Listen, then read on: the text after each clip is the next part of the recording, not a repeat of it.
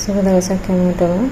Cactus කලරිය art සමග එකතු වෙන ඔයාලා හැමෝම සාදරයෙන් පිළිගන්නවා. අද ඔයාලට කියලා දෙන්න යන්නේ කේක් එකක් සෑදීමේදී අවශ්‍ය කරන උපකරණ ගැන. අපිට මේකේ ප්‍රධාන වශයෙන්ම වමනා වෙනවා oven එකක්. ඊට අමතරව අපිට ඕන වෙනවා ස්කේල් එකක්. මේ වගේ එකක් හරි පොඩි ස්කේල් එකක් හරි ඕන වෙනවා. මොකද අපි ගන්න ඉන්ග්‍රීඩියන්ට්ස් ටික මෙෂර් කර ගන්න ඕනේ. හරියටම ඒවා බර ප්‍රමාණ වලින් ගන්න ඕන නිසා ඊට අමතරව අපිට ඕනේ විස්ක් එකක් හරි හෑන්ඩ් මික්ස් එකක් හරි මේ වගේ ස්ටෑන්ඩ් මික්ස් එකක් හරි ඕනේ කේක් බැටර් එක මික්ස් කරගන්න. එතකොට අපිට කේක් ට්‍රේස් ඕනේ. මේ වගේ මෙතන 250 500 750 කිලෝ එක වලට අවශ්‍ය ප්‍රමාණයෙන් ට්‍රේස් ගන්න පුළුවන්. ට්‍රේ එක ලයිනින් කරගන්න ඕනේ අපි කේක් බැටර් එක දාන්න කලින්. එතකොට අපිට මේ වගේ බේකින් පේපර් ඕනේ. බේකින් පේපර් ඕනේ. measuring spoons ඕනේ. කියන්නේ වැනිලා බේකින් පවුඩර් ඇඩ් කරනකොට අපි measuring spoons වලින් තමයි ඇඩ් කරන්නේ. measuring cups ඕනේ. fresh milk වගේ අපි දානකොට cups වලින් දානකොට cup එක ප්‍රමාණ වෙනවා. මේ වගේ barbecue sticks ඕනේ. ඒ කේක් එක බේක් වෙලා ඉවරනාට පස්සේ අපි අර මැදට මේක අමුයිද මැදම තව බේක් වෙන්න ඕනද කියලා බලනවානේ. මේක ඒ නිසා මැදට මේ වගේ ස්ටික් එකක් දාලා තමයි අපි බලන්නේ. ඊට අමතරව අපිට මේ කේක් එක බේක් කරගත්තම කූලින් දාන්න ඕනේ. මගේ කූලින් රැක් එකක් ඕනේ. සිලිකන් බ්‍රෂ් එකක් ඕනේ. ඔය අපිට කේක් එකේ ලේයර් කරගෙන ඉවරලා අපි මැද අයිසින් තවරන්න කලින් අපි ගන්නවානේ සුගර් සිරප් එක. ඒකකොට අපිට බ්‍රෂ් එකෙන් අපි ගාගන්නේ. ඒතර මේ ස්පැචුලා එකක් ඕනේ. අපි කේක් බැටර් එක අපි පිටි එකතු කරාට පස්සේ අපි බීට් කරන්නේ නැහැ. අපි මේකෙන් ෆෝල්ඩ් කරන එකයි කරන්නේ. සාවරි ස්පැචුලා එකක් ඕනේ.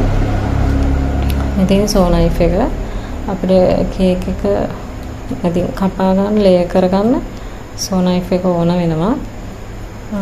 මේ තියෙන්නේ පැලට් නයිෆ්.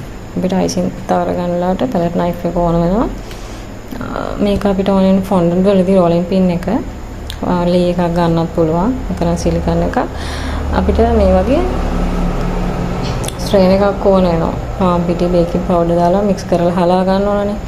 ඒකට ස්ට්‍රේන් එකක් අනිවාර්යෙන්ම ඕනේ. ඔයාලට වෙනම මේ වගේ ස්ටෑන්ඩ් මික්ස් එකේ භාජනය නැත්නම් මේ වගේ ස්ටේන්ලස් ස්ටීල් භාජනයක් තියලා ගන්න කේක් බැටර් එක හදා ගන්න. මලකඩ කාපුවා ඒ වගේ ඒවා ගන්න එපා.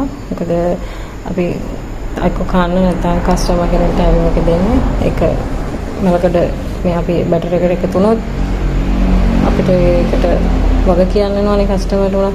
අපිට උනත් හරි නෑනේ. අපිට උනත් ලඩක් හැදෙන්න පුළුවන්. මොකක්ද කියලා හොයාගන්න බැරි වෙයි. ඊට අමතරව මේ වගේ අර අයිසින් මෙහෙම දාගන්න පොඩි මේ වගේ කප්ස් ටිකක් තියාගන්න. මේවා හරි මේ වගේ ස්ටේන්ලස් ස්ටීල් ඒවා හරි තියාගන්න. ඊට අමතරව අපිට ඕනේ මේ ස්ක්‍රේපර්ස්. අයිසින් කරලා ස්ක්‍රේපර්ස් ඕන වෙනවා. මේ ටර්නින් ටේබල් එක ඕනේ. ටර්නින් ටේබල් එකක් අපිට ඕනේ. මේ තියෙන්නේ පයිපින් බෑග්ස්.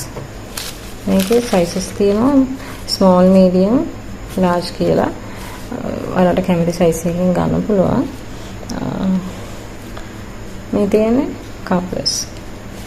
මේ කප්ලර්ස් අපිට අයිසින් කරලා තියවලා ඉන්නේ. කප්ලර්ස් දාගත්තම ලේසි.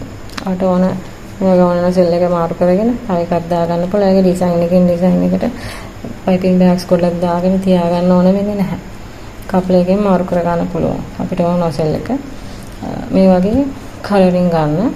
කලරින් ඕන වෙනවා අපිට අයිසින් කරද්දී. මේ ලෙටර් කටර්ස් ඕන වෙනවා. ලෙටර් කටර්ස් කපන්න ෆොන්ඩන්ට් වලින් ලෙටර් කටර්ස් වලට ගන්න පුළුවන් සයිස් තියෙන ඒවා. එතකොට මේ කේක් බෝඩ්ස් මේ වගේ ඒ කේක් එකේ ප්‍රමාණයට අපිට කේක් බෝඩ්ස් ගන්න වෙනවා. මේ ටික ප්‍රමාණවත්. අපිට කේක් එකක් හදාගන්න ඩෙකරේට් කරන්න ප්‍රමාණවත්. ඒකට අමතරව තව ගොඩක් තියෙනවා. එකපාරම ඔක්කොම අත්‍යවශ්‍ය වෙන්නේ නැහැනේ. ඒ නිසා මේ ටික හොඳටම ඇති. ප්‍රධානම දේ oven එක විස්ක් එකක් තිබ්බත් ඇති කේක් එක. අනික මෙෂර් කරගන්න ස්කේල් එකක් අනිවාර්යයෙන්ම ඕනේ. ඒ වගේ පොඩි පොඩි දේවල් ටිකක් තමයි අපිට ඕන වෙන්නේ. ඊට අමතරව තව ඉස්සරහට ඕන වෙන උපකරණ ගැන අපි ඒ පාඩමේදී කියලා දෙනවා. එහෙනම් ඔයාලට සුබ දවසක්. අනහය නොතේරෙන තැනක් තියෙනවා නම් අහන්න මගේ.